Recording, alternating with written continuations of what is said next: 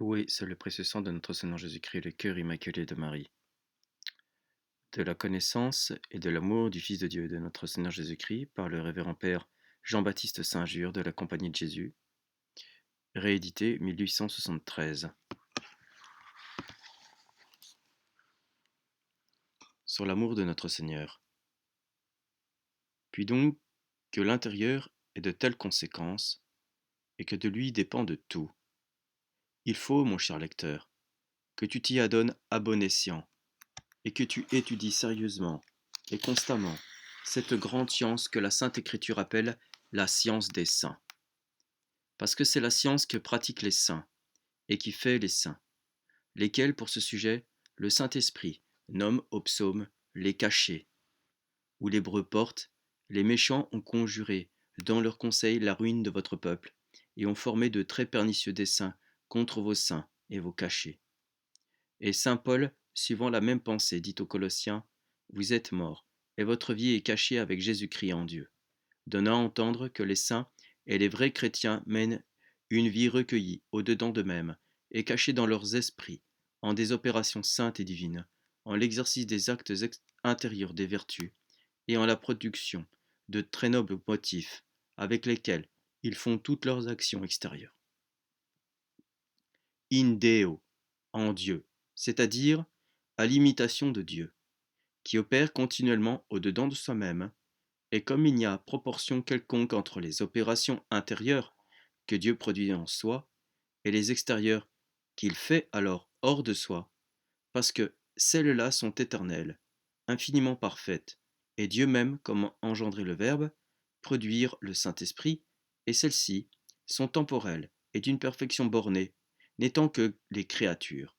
Aussi, n'y a-t-il point de comparaison entre les actes intérieurs des vertus et les extérieurs pour l'excellence et la noblesse. De plus, saint Paul dit cum Christo, à l'exemple de notre Seigneur, qui vivait de la même sorte, et que le prophète Isaïe appelle pour ce sujet un Dieu caché. Certes, qu'il eût regardé notre Seigneur en ce qui paraissait au dehors, particulièrement avant le temps de sa prédication de ses miracles, l'eût pris pour un homme ordinaire.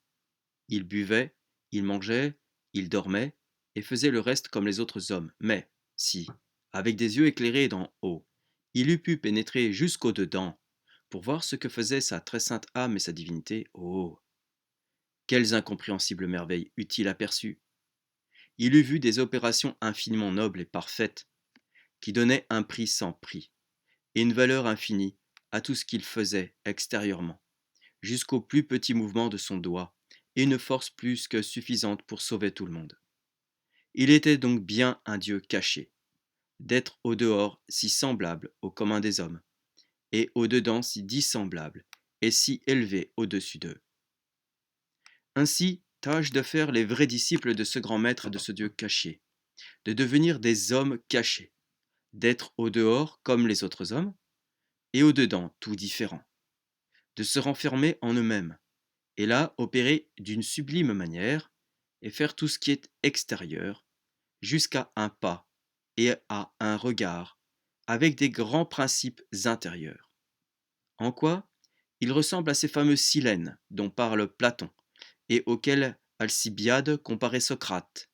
C'étaient de petites statues grossières et méprisables en apparence, qui néanmoins, étant ouvertes, faisaient voir des beautés admirables, des figures de choses sacrées, éclatantes en or, en argent et en un artifice merveilleux.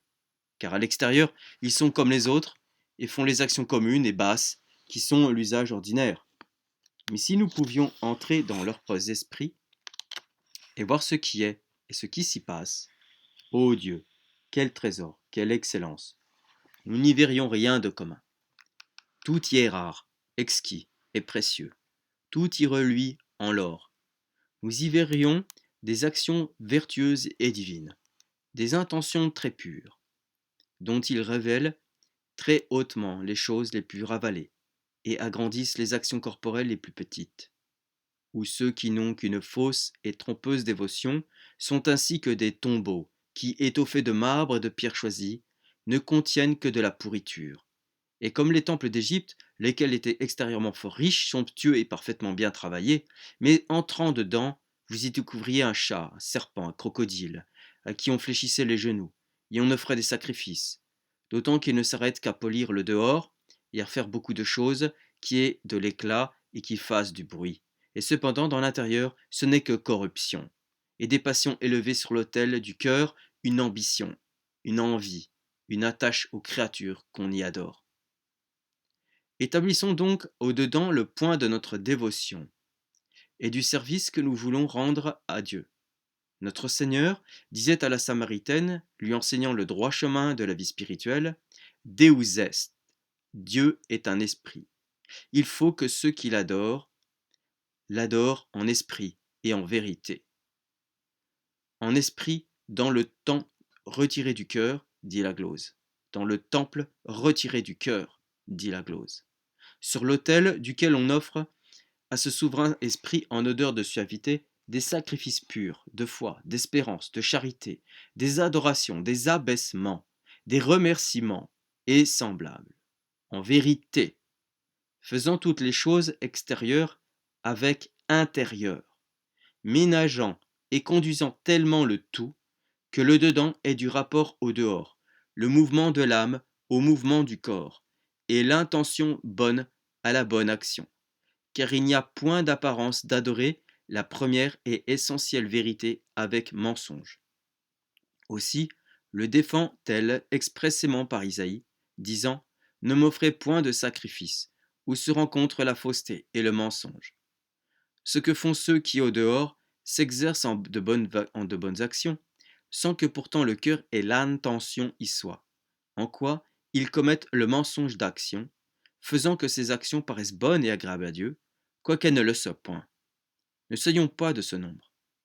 Notre Dieu, notre Seigneur, dit à la Samaritaine, l'heure est venue, et nous y sommes, que les vrais adorateurs adoreront le Père en esprit et en vérité, car c'est ainsi qu'il les cherche et qu'il les demande, comme le dit Saint Jean 4, 23. Soyons plutôt de ceci. Vu que si nous en sommes, nous ne serons jamais vraiment spirituels. La vie spirituelle consiste en ce point, comme le déclare évidemment son nom, car elle est appelée vie spirituelle et non corporelle, parce que c'est une vie qui est en l'esprit et qui prend toute sa force et tout son mérite de l'esprit.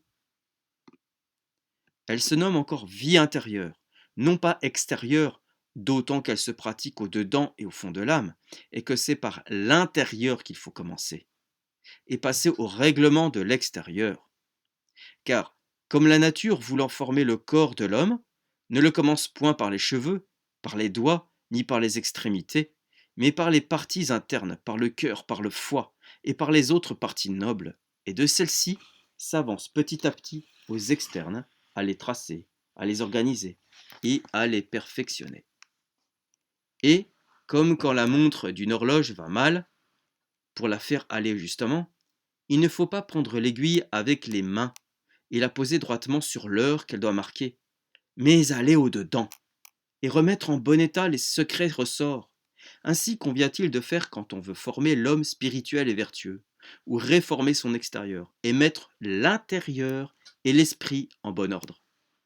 Enfin, souvenons-nous que, n'opérant pas avec l'esprit, nous travaillons en vain, et nous ne méritons rien,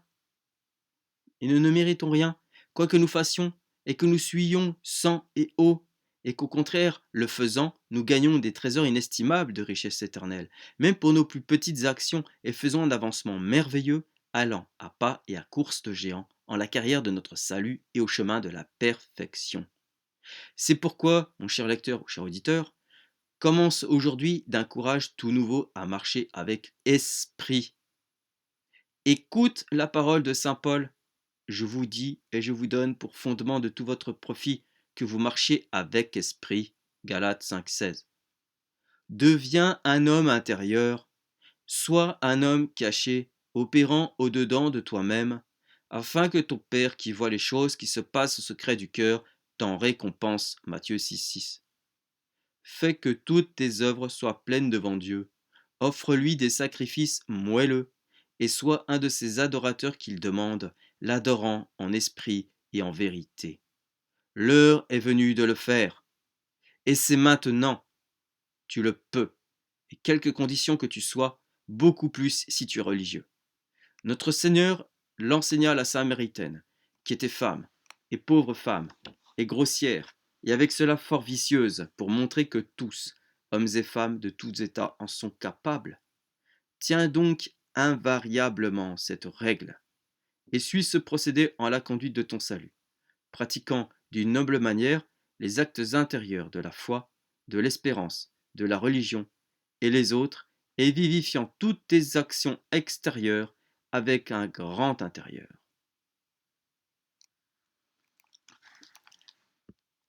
À quoi sert-il donc d'aller à une messe traditionnaliste si elle n'est pas catholique? À quoi sert-il donc d'avoir une foi traditionnelle si elle n'est pas catholique? À quoi sert-il donc de prier des dizaines de chapelets si on n'écoute pas ce que dit tout le magistère de l'Église et qu'on ne le met pas en pratique? La foi. La foi, chers auditeurs, auditrices. Sur la chaîne Apocalypsis, environ une dizaine de vidéos parlent de ce sujet et fait le constat face au magistère de la situation actuelle de l'Église. Il n'y a que des sectes autour de nous. L'Église n'est pas une secte. L'Église catholique n'est pas une secte. Le traditionnalisme n'est pas de l'Église catholique. C'est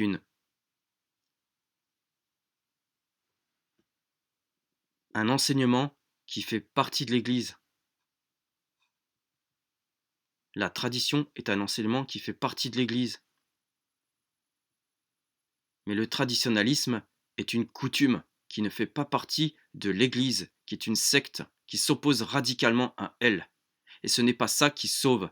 Ce n'est pas la coutume qui sauve. Ce n'est pas le rite qui sauve. C'est la foi mise en pratique. Gloria natissimis Deo et intera pax hominibus bone voluntatis.